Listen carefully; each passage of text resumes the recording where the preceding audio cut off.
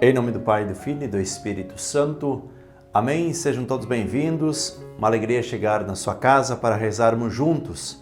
Vamos meditar o Evangelho do dia. Estamos dentro desta novena em honra a Nossa Senhora de Fátima. Próximo dia 13 de maio, dia de Nossa Senhora de Fátima. Então estamos fazendo a novena. Eu gostaria de convidar a todos também para rezarem comigo a novena. Hoje é o segundo dia da novena. Então está publicado aqui também no nosso canal de evangelização a novena de Nossa Senhora de Fátima. A partir das 7 horas da manhã nós rezamos ao vivo. Então 7 horas, 7h10 mais ou menos, nós entramos ao vivo com a oração da novena em preparação a esta grande festa de Nossa Senhora de Fátima. E assim eu quero agradecer também a você que sempre curte, que compartilha, você que convida também outras pessoas para se inscreverem nesse canal de evangelização. Muito obrigado, vamos juntos, sempre crescendo, evangelizando e assim nos tornando pessoas um pouco melhores. Cada palavra que é ouvida, cada vez que nós abrimos o nosso coração para a ação de Deus, nós nos tornamos um pouquinho melhores. Vamos juntos?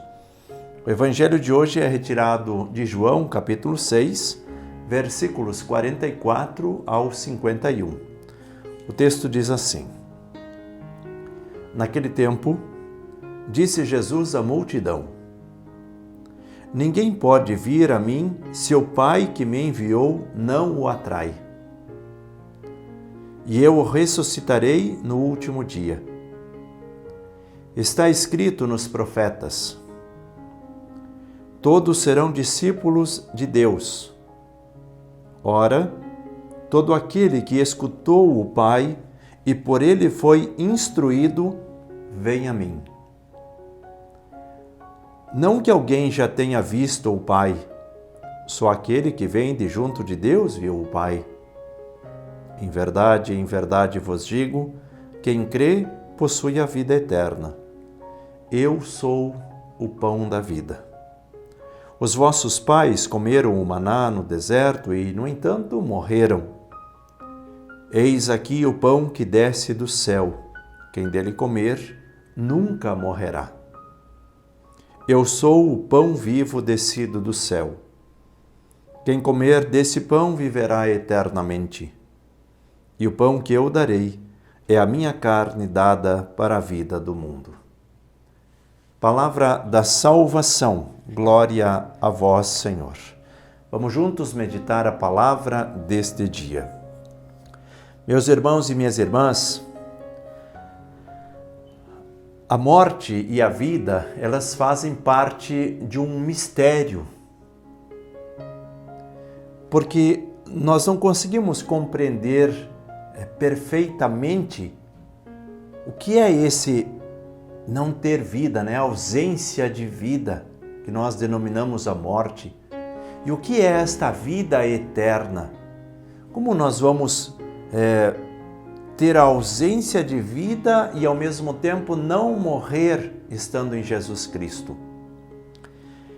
Eu digo que faz parte de um mistério porque nós não conseguimos compreender.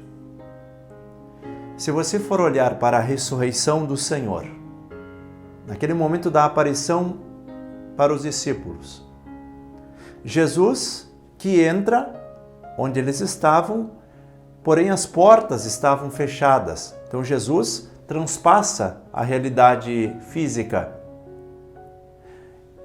E aí o que eles pensam? Bom, pode ser uma realidade um pouco fantasmagórica, né?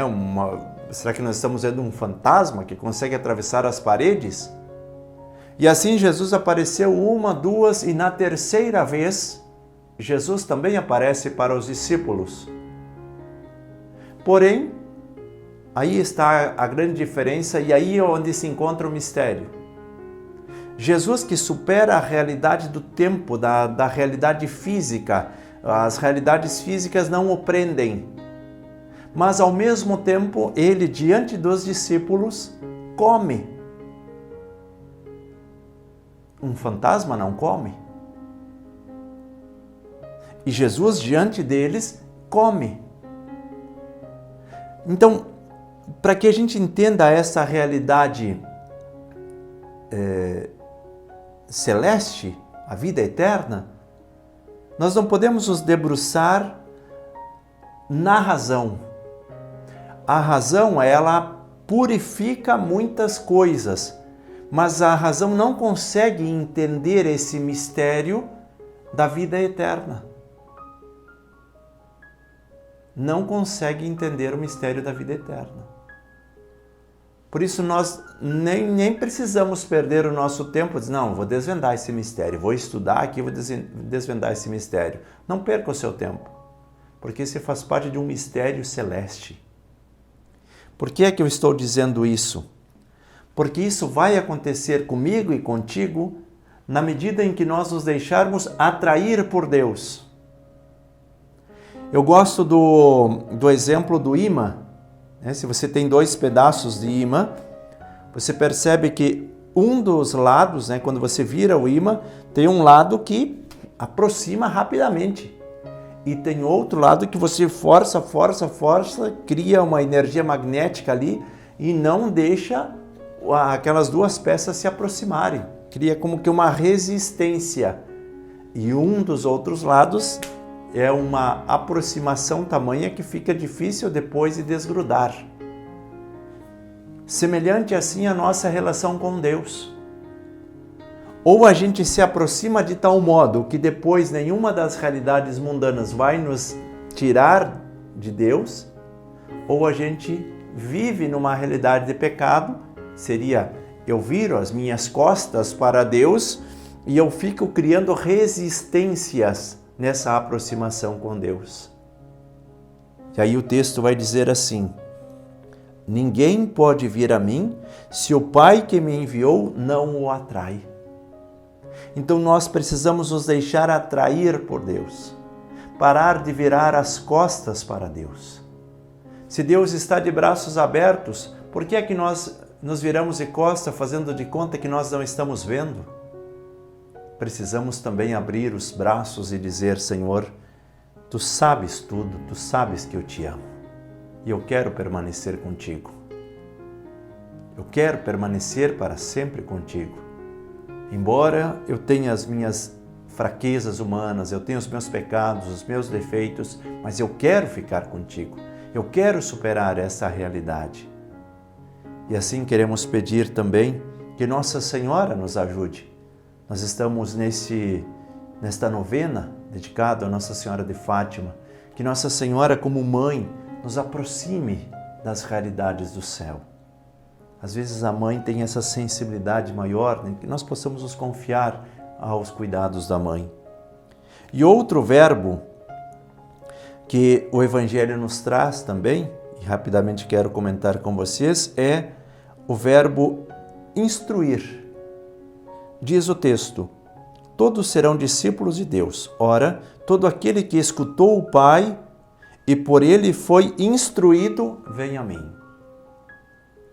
Aqui é interessante porque não é simplesmente uma atração, não é simplesmente se jogar no colo de Deus, mas se deixar instruir, porque a nossa vida ainda não terminou. Nós ainda temos um caminho e a instrução vem pela palavra. Por isso, meus irmãos, primeiro passo: deixe de criar resistências, pare com isso. Faça a sua oração. Às vezes nós temos vergonha de rezar, vergonha de dizer que somos católicos, vergonha de ter um terço na mão, vergonha de ter uma Bíblia na mão, como se fosse algo muito errado. Ficamos com medo daquilo que os outros pensam. Tenha coragem, dê o seu testemunho. Você vai ver que a partir do momento que você vence isso, logo, logo, outras pessoas vão estar fazendo o mesmo que você. Não todos, mas algumas outras vão estar fazendo, porque elas também têm esse medo, que a partir do momento que a gente vai encorajando um ao outro, nós vamos ficando cada vez mais fortes. Então é deixar Deus nos atrair e deixar Deus nos instruir, para que nós possamos cada vez mais estar perto dele. Vamos pensar um pouco sobre isso. Peçamos a bênção de Deus sobre nós, sobre as nossas famílias e sobre o nosso trabalho. Em nome do Pai, do Filho e do Espírito Santo. Amém. Fiquem todos com Deus e até o próximo programa.